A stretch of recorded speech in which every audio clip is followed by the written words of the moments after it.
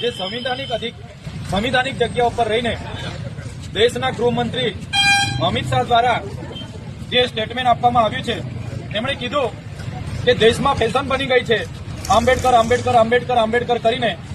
એટલી વખત જો ભગવાનનું નામ લીધું હોય તો સાત પેઢી એમનો સ્વર્ગ મળી જાય, 7 પેઢી સુખી થઈ જાય જેવું વાહિયાત નિવેદન કર્યું છે, જેનો અમે સખત શબ્દોમાં વિરોધ કરીએ છીએ.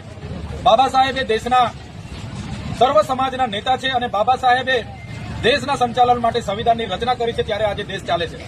ત્યારે જે લોકો મનુસ્મૃતિથી આ દેશ ચલાવવાની વાત કરે છે, મનુવાદી વિચારધારાની વાત કરે છે, એમનો અમે સખત શબ્દોમાં વિરોધ કરીએ છીએ.